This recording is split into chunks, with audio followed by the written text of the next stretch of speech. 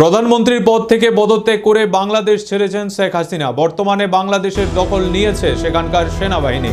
উত্তাল অবস্থায় রয়েছে বাংলাদেশের বর্তমান পরিবেশ পরিস্থিতি, যার প্রভাব পড়েছে এবার বাংলাতেও। বাংলাদেশের উত্তেজনাময় পরিস্থিতির কথা ভেবে ভারত বাংলাদেশ সীমান্তে হাই অ্যালার্ট জারি করেছে বিএসএফ। কড়া নজরদারি চলছে মালদা ভারত বাংলাদেশ সীমান্ত এলাকায়। বাংলাদেশের বর্তমান পরিস্থিতিতে মালদার মহদীপুর স্থলবন্দরের আমদানি রপ্তানি বাণিজ্যের জোর ধাক্কা লেগেছে। সোমবার দুপুরের পর থেকে এখনো পর্যন্ত দু দেশের মধ্যে বন্ধ রয়েছে পণ্যবাহী লরি চলাচল।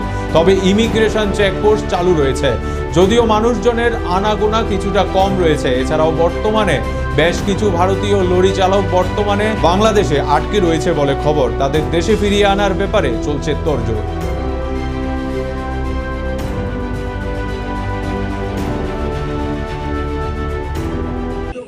কোথায় গেছিলেন আপনি? ওপর থেকে এখানে কোথায় যাবেন? কি পরিস্থিতি হয়ে আছে, কি দেখলেন? আমি গেছিলাম সাহাপাড়া, আইলাম औरंगाबाद যাব। কি পরিস্থিতি হয়ে আছে? দেশের পরিস্থিতি ভালো না।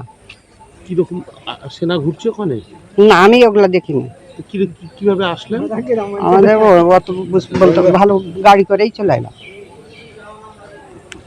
পরিস্থিতি ভালো নেই ওই দেশের। হ্যাঁ, কি শুনলেন বা কি শুনলেন? এই যে শেখ হাসিনারই এটা ওটা বলছে সবাই, এগুলোই শুনলাম।